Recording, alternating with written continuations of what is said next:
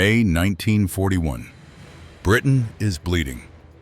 Her greatest warship lies at the bottom of the sea, and the monster that killed it has vanished.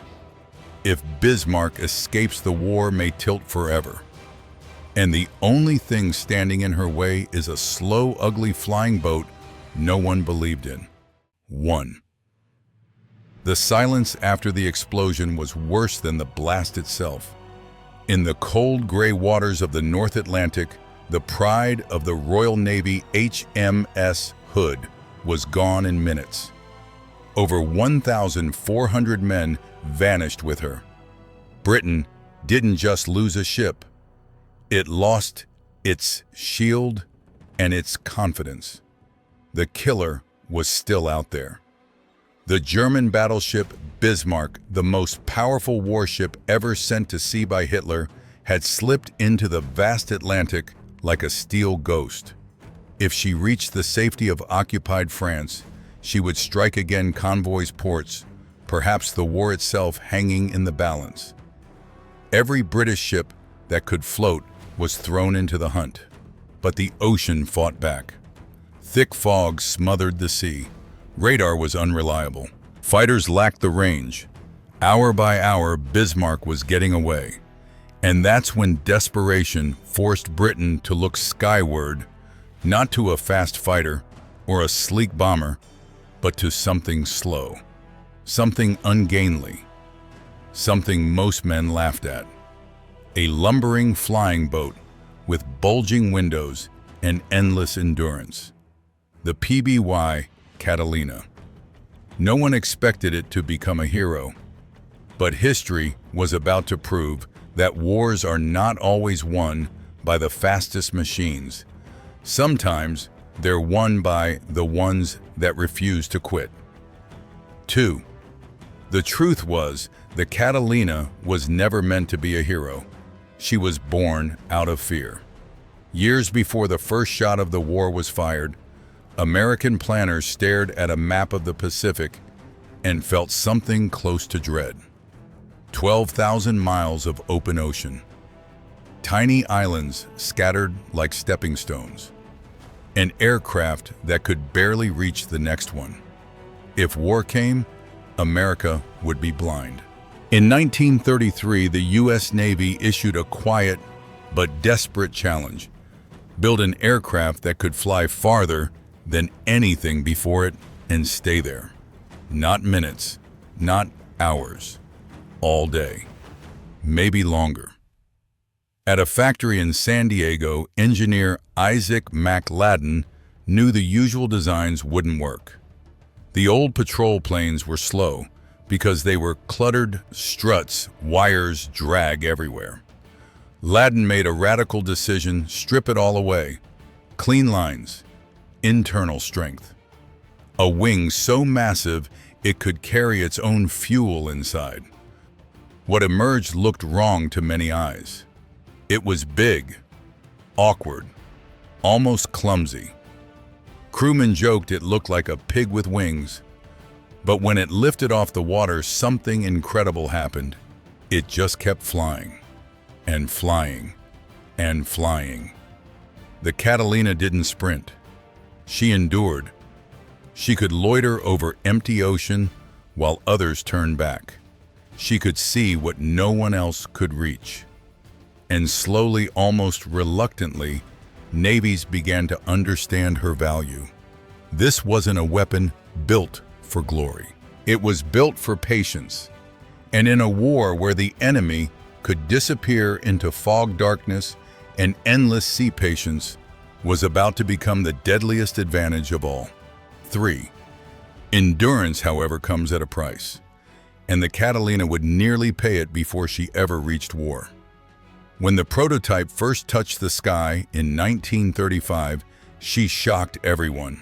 Lighter than expected, slower to stall, faster on the top end. She lifted cleanly from the water, where other flying boats struggled and wallowed. On paper, she was a triumph. Then the sea tested her. In heavy swells, the ocean reminded the engineers who was really in charge. One brutal landing smashed windows, buckled the hull, and chewed the propellers like paper a lesser aircraft would have sunk. The Catalina limped home, scarred but alive. That moment defined her future. Instead of abandoning the design, the engineers reinforced her bones. They thickened the skin, strengthened the hull, enlarged the tail that struggled to hold her steady in bad weather. Each failure became a lesson. Each flaw became steel. When she returned to the air, she wasn't just fixed, she was transformed. On her next long-distance flight, the Catalina crossed over 3,400 miles without stopping. No flying boat had ever done that before. No one even thought it was possible. Suddenly, this strange-looking aircraft wasn't a liability anymore. She was a solution. Squadrons began receiving Catalinas not because they were impressive, but because nothing else could do the job. They watched empty oceans, guarded lonely convoys, flew missions so long that crews ate, joked, argued, and slept while still airborne. She didn't promise glory, she promised one thing only. She would still be there when everyone else had to turn back. And that quiet promise was about to matter more than anyone could imagine, because somewhere out in the Atlantic, a German battleship was running for its life, and the war was about to hinge on who could stay in the air the longest. 4. By May 1941, patience was all Britain had left. The Atlantic was vast, merciless, and blind. Somewhere within it, Bismarck was slipping away every passing hour, carrying her closer to the safety of French ports. If she made it, the Royal Navy would lose more than face. It would lose control of the sea. Destroyers searched until their fuel ran low. Cruisers zigzagged through fog so thick it swallowed the horizon. Aircraft roared out, turned back, and came home empty. Too short-ranged, too fast, too blind. Then the Catalina took off. She climbed slowly, almost painfully, pushing through low cloud and rain squalls that grounded other aircraft. Inside the cockpit, there was no rush, only focus. The crew knew this would not be a dash. It would be a grind. Hour after hour, the flying boat traced its search pattern. The engines droned. Eyes burned from staring through blister windows at endless gray water. Any mistake, any missed shape, any shadow ignored could change the course of the war. And then, through a tear in the clouds, it appeared. A shape that didn't belong to the sea. Long, dark, moving fast. Bismarck. There was no dramatic dive, no attack, just a calm radio call coordinates heading speed. But that message hit the Royal Navy like electricity. The ghost had been found. The Catalina stayed with her, slow, relentless, unblinking. As night fell, she circled like a watchful predator, guiding the hunters below. Other aircraft could have spotted Bismarck, but none could have stayed. That night, torpedo bombers struck. One hit jammed Bismarck's rudder. The mighty battleship could no longer run. By morning, British guns finished what patience had begun. When Bismarck sank, headlines praised battleships and torpedoes. Few spoke of the flying boat overhead, the awkward, unloved aircraft that refused to leave. But the men who knew understood one simple truth. The Catalina didn't win the fight by speed or firepower. She won it by being there when it mattered most. 5. The victory over Bismarck should have been the Catalina's coronation. Proof that endurance could change history. Instead, it became a warning. Because while Europe now knew what the Catalina could do across the Pacific, her American crews were still flying as if war were distant routine patrols, training runs, long quiet hours over blue water. The aircraft that had hunted down Germany's greatest battleship was about to face a far crueler test. Just before dawn on December 7, 1941, one Catalina crew spotted something wrong. A thin line cutting the water. A periscope. Moments later, depth charges exploded the first American shots of the war, fired not by a battleship or a fighter, but by a slow patrol plane. The warning was sent. It came too late. When Japanese aircraft poured out of the sky over Pearl Harbor, the Catalinas were helpless on the ground, parked wingtip to wingtip, unarmed, unmoving. In minutes, firestorms ripped through the bases. Burning wreckage replaced what had once been America's eyes over the ocean. Out of more than 80 Catalinas, only 4 survived in flyable condition. 4. For a moment, it seemed the flying boat story would end not in glory, but in ash and twisted metal. But the war didn't pause to mourn. Those surviving Catalinas were sent back into the air, almost immediately flying marathon missions across a suddenly hostile Pacific, searching, listening, watching. Because once again, America was blind, and the Catalina was all it had left. Desperation soon pushed commanders into a deadly mistake. The Catalina was ordered to attack. Loaded with bombs sent against enemy shipping, the slow-flying boats lumbered into combat zones where Japanese fighters waited. What followed was a massacre. The Catalina couldn't outrun them, couldn't fight them. Crews were cut down in the air, their aircraft burning as they fell into the sea. The lesson was written in blood. The Catalina was not a striker. She was a survivor, a watcher, a finder. And once commanders finally accepted that truth, the aircraft would begin the most dangerous and most unexpected chapter of its war. Not in daylight, but in darkness. 6. Darkness changed everything. What had doomed the Catalina in daylight became her greatest weapon at night. Speed no longer mattered. Sleek fighters lost their advantage. In the black void over the Pacific, patience and silence ruled, and the Catalina had mastered both. After the disaster of daylight attacks, a handful of crews began experimenting. If fighters couldn't see them, what if the enemy never heard them coming? At Guadalcanal, the Japanese ran supplies under cover of night. Fast destroyers screamed down a narrow stretch of ocean. The Allies called the slot unloading men and cargo before vanishing by dawn. Every night they won. Every night Allied commanders fumed. Then the Catalinas came back, painted matte black from nose to tail. The crews called themselves the Black Cats.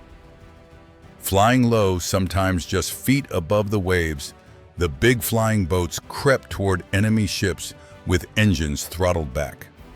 From the deck below, Japanese sailors saw nothing until bombs erupted out of the darkness. Machine guns stitched fire across decks. Then the aircraft vanished as suddenly as they appeared. The Catalina's slowness, once a death sentence, now became an advantage. She could linger, circle, wait. The enemy never knew when the next strike would come. For the Japanese, the night stopped being safe. Black Cat patrols spread across the Pacific. From the Solomons to New Guinea, supply runs turned into nightmares. Crews dropped bombs, strafed ships, even hurled improvised weapons when ordnance ran low, anything to keep the enemy awake, nervous, and bleeding. This wasn't glamorous air combat. No dogfights, no headlines. It was psychological warfare, and it worked. By 1943, Black Cat squadrons multiplied, joined by Australian crews, flying missions so long they watched 2 sunrises before landing. Mines were laid in enemy harbors. Shipping slowed. The Japanese began to fear the darkness itself. The Catalina had reinvented herself yet again. She was no longer just an observer. She was a shadow, a whisper, a threat that came without warning. But even as the Black Cats terrorized the night, another role awaited the Catalina, one that would define her legacy, not by the lives she took, but by the lives she saved. 7. War teaches men how to destroy. The Catalina learned how to save. As battles spread across the Pacific, the ocean became a graveyard. Planes fell burning from the sky. Pilots ditched hundreds of miles from land. For many airmen, survival didn't depend on skill or courage. Anymore, it depended on time.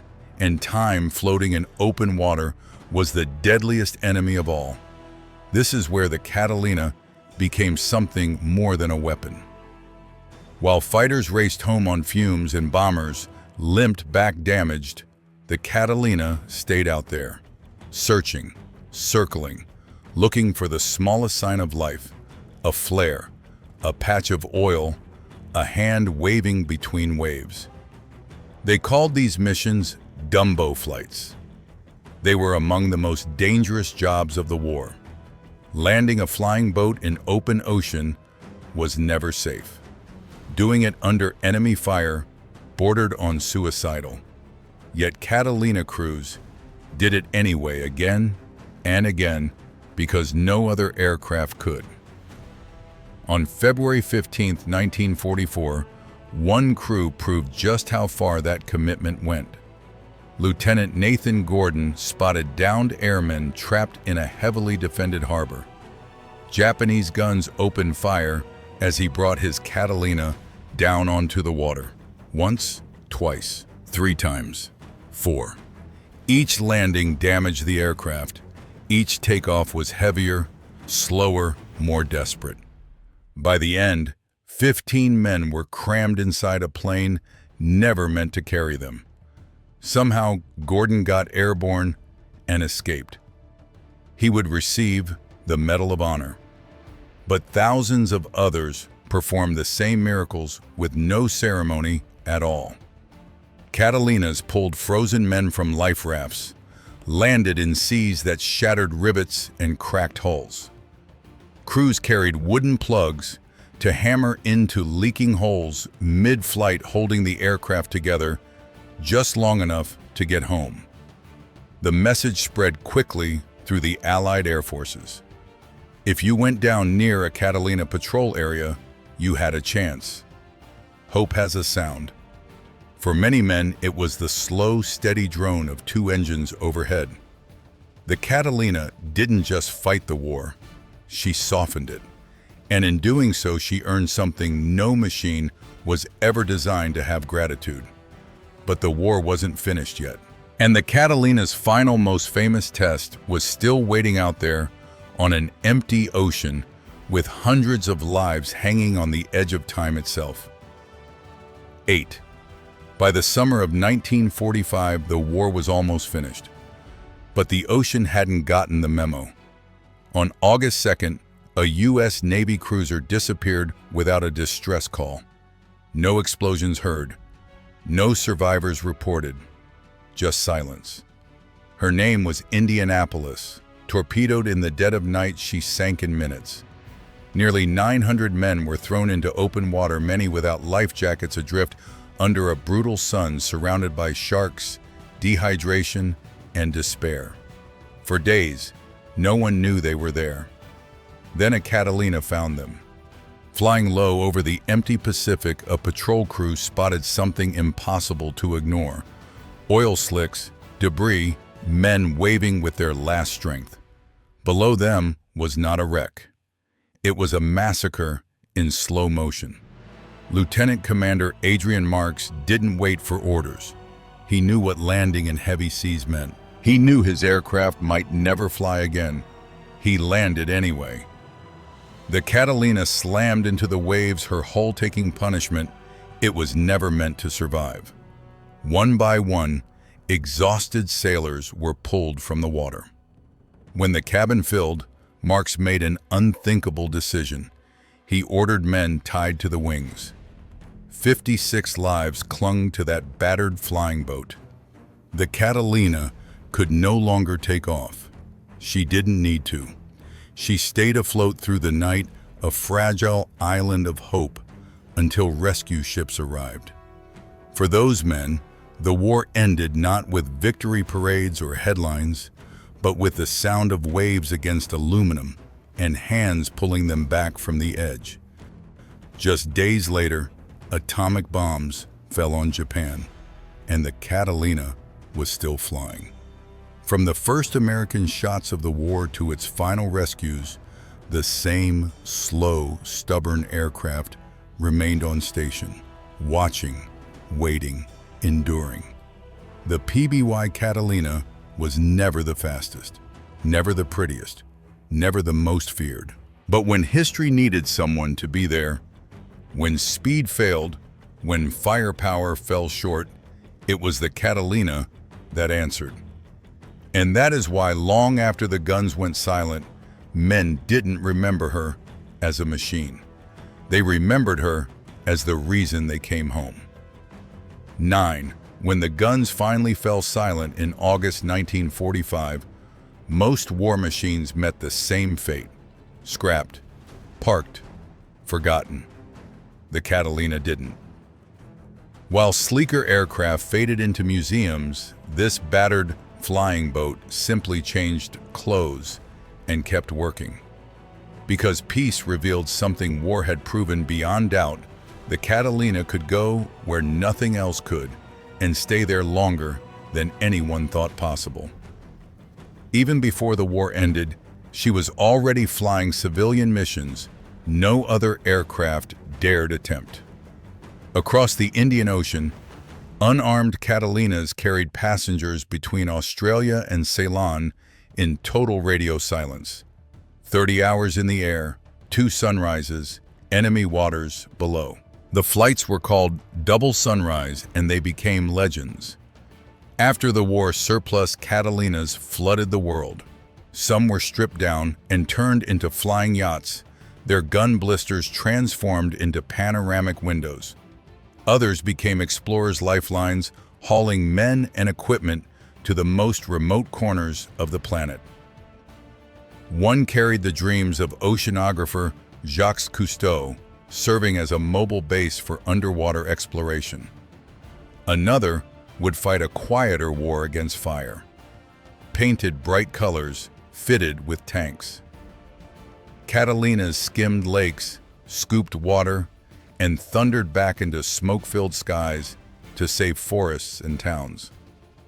Decades after World War II, they were still answering calls for help. More than 80 years after her first flight, the Catalina's silhouette remains unmistakable. Long wing, boat hull, engines humming steadily, never in a hurry. Because that was always her secret. She was built for a world obsessed with speed, but she thrived by refusing to rush. The Catalina proved something rare in the age of war and technology: that greatness doesn't always roar. Sometimes it drones quietly overhead, staying on station while others turn back. Fast aircraft won battles.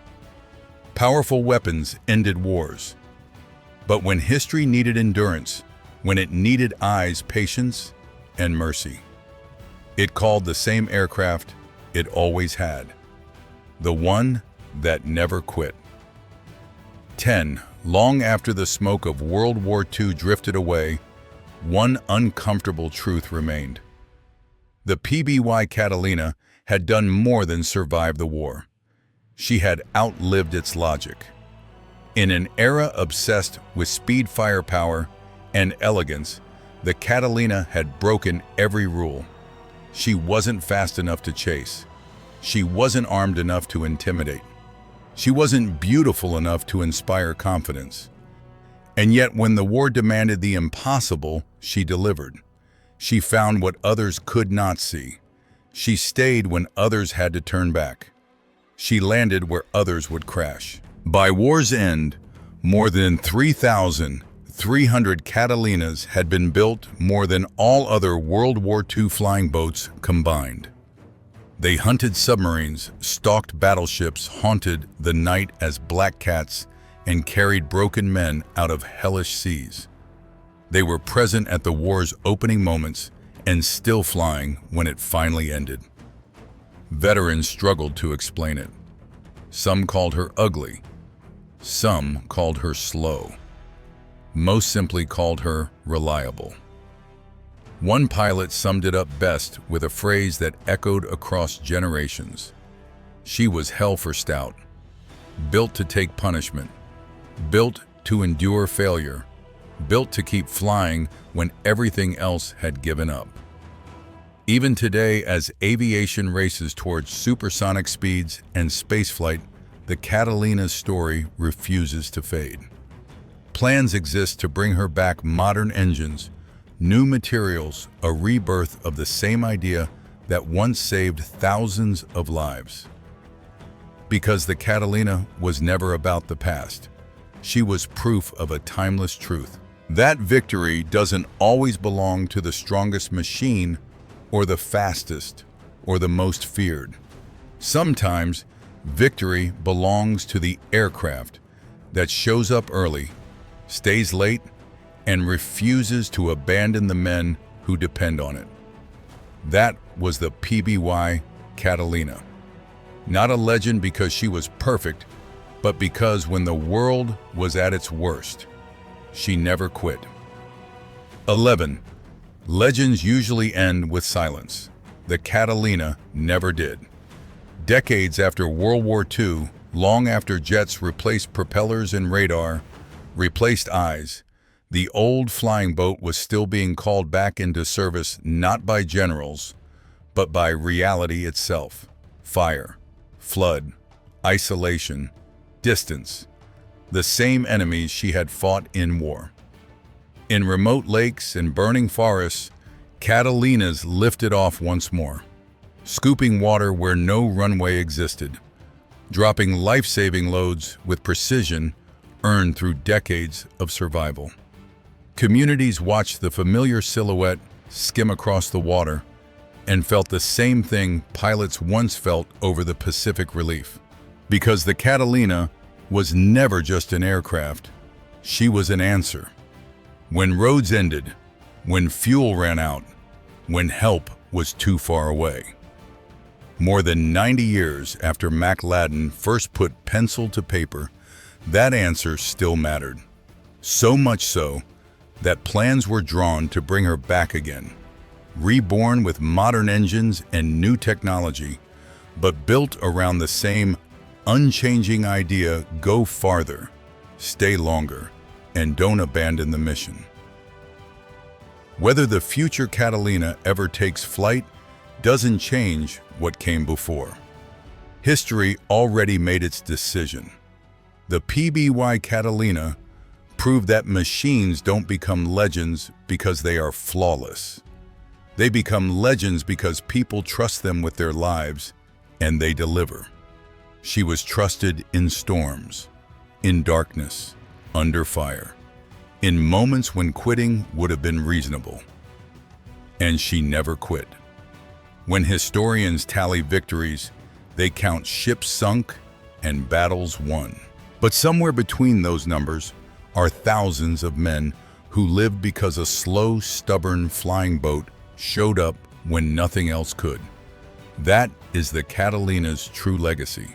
Not speed, not power, but presence. And in war and in peace, presence can mean everything. 12. There is a final truth history rarely admits. Wars aren't won only by aces acrobatics or machines that look good on posters. They're won by what lasts, by what keeps showing up long after fear fuel and optimism run low. The PBY Catalina was never meant to be admired. She didn't scream across the sky.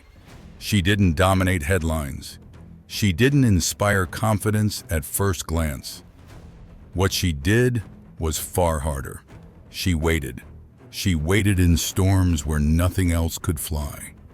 She waited over empty oceans where hope thinned by the hour. She waited in darkness, in silence, in danger, until someone needed her. Again and again, men climbed into her, knowing she wouldn't be fast enough to run, but trusting she would be strong enough to bring them home. And she did. From the hunt for Bismarck to the ruins of Pearl Harbor, from the terror of the Black Cats to the mercy of Dumbo rescues, from Midway's turning point to the final survivors drifting in the Pacific, the Catalina was there. When history demanded eyes, when it demanded patience, when it demanded courage without glory. That is why even now her story refuses to fade. Because deep down we recognize something rare in her, a reminder that the most important victories aren't always loud. Sometimes they come with the steady drone of engines, with blister windows scanning the horizon, with crews who refuse to turn back. The PBY Catalina didn't change history by being extraordinary. She changed it by being reliable in a world that was falling apart. And that may be the most American war story of all. Not about perfection, not about dominance, but about showing up and staying until the job was done.